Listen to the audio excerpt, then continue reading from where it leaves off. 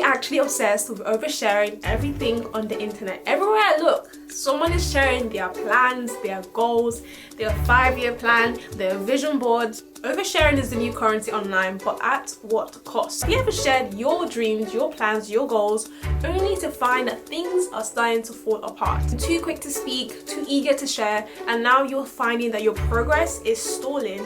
This isn't just bad luck or coincidence, and that's exactly why we need to talk about it.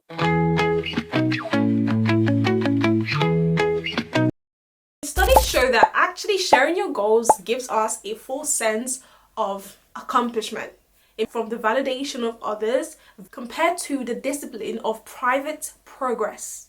People are rushing to share their aspirations prematurely. The moment an idea sparks in their mind, they eagerly announce it to friends, broadcast it across social media platforms.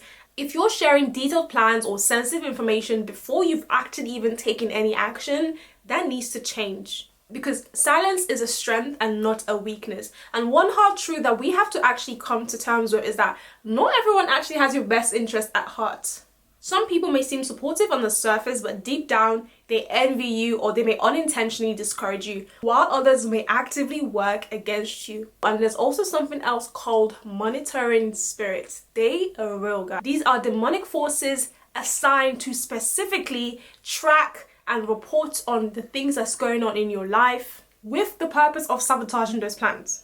And sometimes they may even influence the people around you to speak words of doubt, fear, and discouragement. So there is a reason why God asks you to hold your tongue and not expose everything that is going on in your life, especially not online. It's like planting a seed in the ground. You have to take the time to actually water it. But if you dig it up too soon just to show others that you actually planted something, the more you keep doing that, you actually are going to kill the plant. In the same way, your plans need to be developed under God's care before they can be revealed.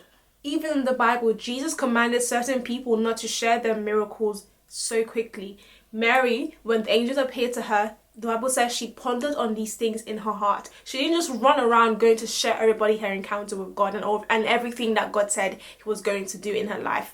We need to practice some restraint, some self-control with our words. So let's talk about why you actually need to move in silence this year and beyond. The first reason is when you move in silence, you are forced to stop seeking validation from others, because low-key, that's one of the reasons people do this. It's easy to want applause or encouragement from people, but true growth comes from doing your own thing, even when no one is clapping for you on the side. Silence then becomes a place where your faith can grow, where your discipline can grow, where your work ethic can grow without external interference, without the noise of the opinions of others and distractions. Instead of spending time talking about what you're doing, focus on actually doing it. The second reason is silence allows God to work in your life without interference, whether that's interference from other people or interference from the enemy.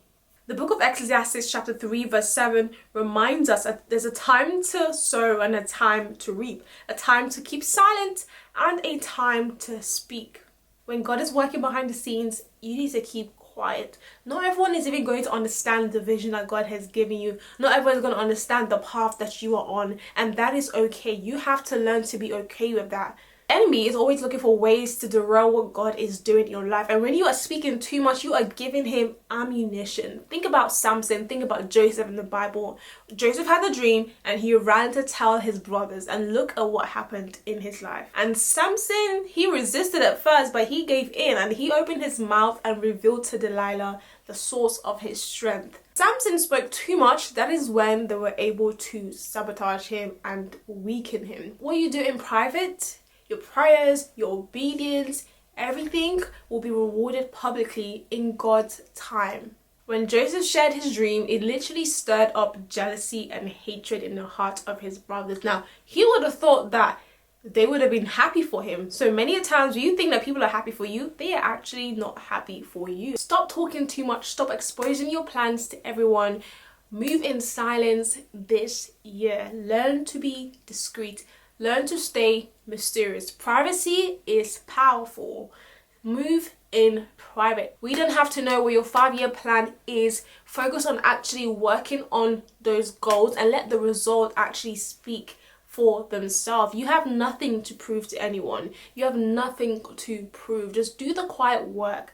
live a quiet life, mind your business and mind God's business, and honestly your life will be way more peaceful. Your life would actually be so peaceful. So thank you for watching this video. Let me know your thoughts and opinions down in the comments. I'll see you guys in next week's video. Bye guys.